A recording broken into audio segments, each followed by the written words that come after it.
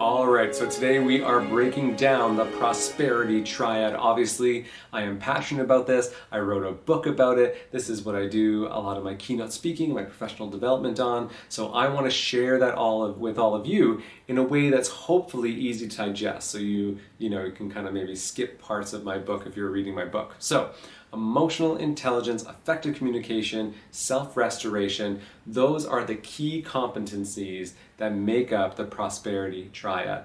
Now, I use the term prosperity because I believe in going back to the root of the word prosperity, which wasn't all about money. It was about finding overarching success in your life. It's about, meeting these goals. It's about sustainability of community, of self. And that's the aspect of prosperity that I really want to bring back into our culture.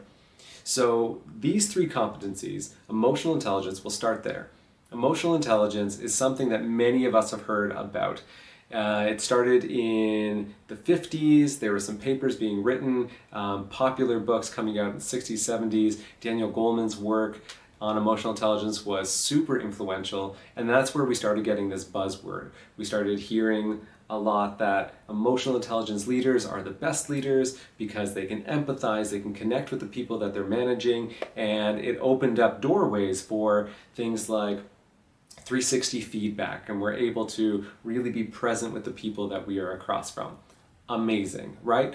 Obviously, this makes sense to us. The competency is broken into these 4 different broad sections. It has your self-awareness component, your self-management component, your social awareness component, and your social management component. Now, what happens is, in our society, we tend to find something that we think is important and we want to run with it. We are a specialist community. And especially because a lot of these competencies, emotional intelligence, effective communication, self-restoration, or wellness, falls under the soft skills, it makes it really challenging to just get to a point and say, yes, I can check this box off.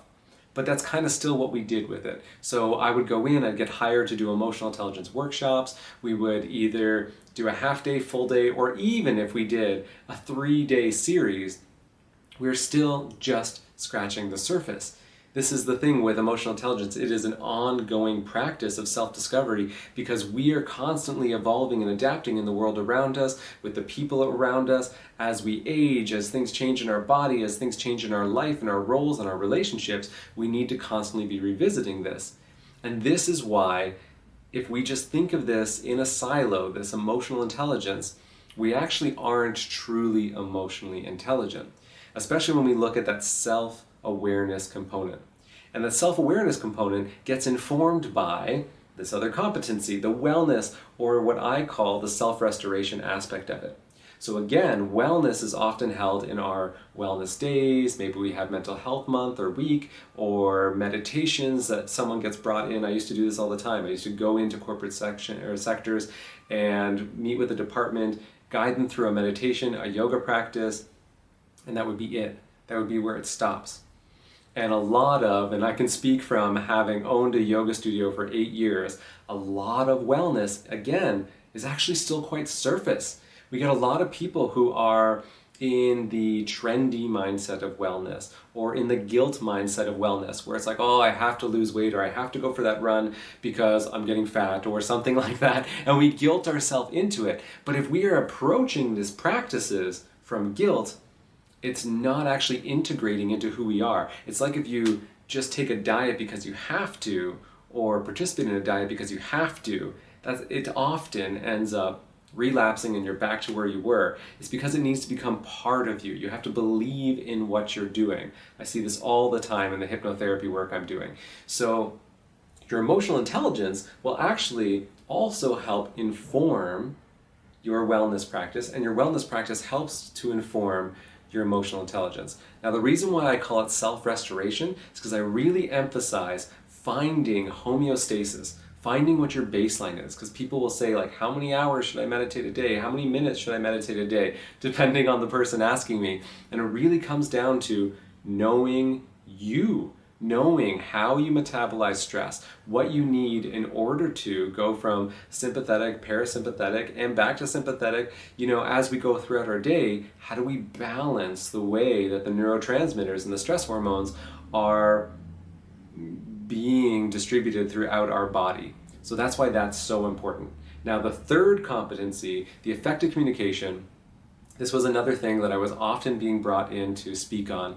And again, I'd have people say, okay, let's talk about effective communication, but let's leave emotional intelligence out of it. We don't want our employees to think that we don't think that they're emotionally intelligent enough, or we don't want them to think that we're questioning their intelligence. We just don't want to rock the boat. So can you just speak about communication and leave it at that? And when I would say, okay, well, I also have this component of the self-restoration, they say, well, maybe we can look at that for our future wellness day. And yet you cannot effectively communicate unless you have that self-awareness and that self-management aspect within yourself. You need to be thinking about effective communication not just as a checkbox of saying things like, I feel you made me upset by doing this, or I feel you're doing, that we often get drilled into us of like, okay, here's these 5 things that you can do that's going to make you a better communicator. Again, that's just touching the surface. You need that self-awareness component to be able to speak to be understood. You want to speak to be understood, and when we're listening, we want to listen to understand. And that's really important to actually think about, why am I communicating?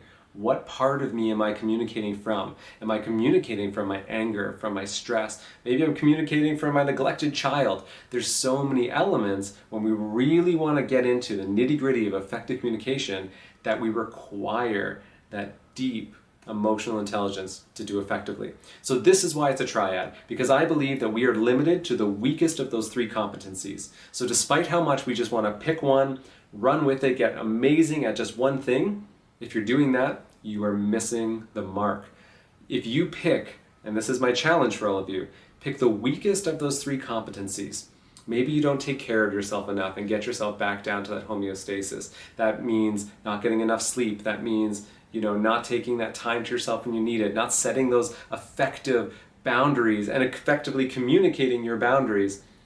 Whatever the weakest of those competencies are, that's where I challenge you to put some time and attention towards.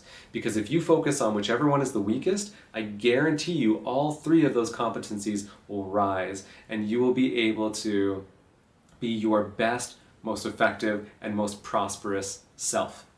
So that's it for this video. I'm going to go into those different competencies in more detail in time, and if you want me to touch on specific things, if you want to reach out to me, you can find me at jasonmspeaks.com, or you can shoot me a message in this channel.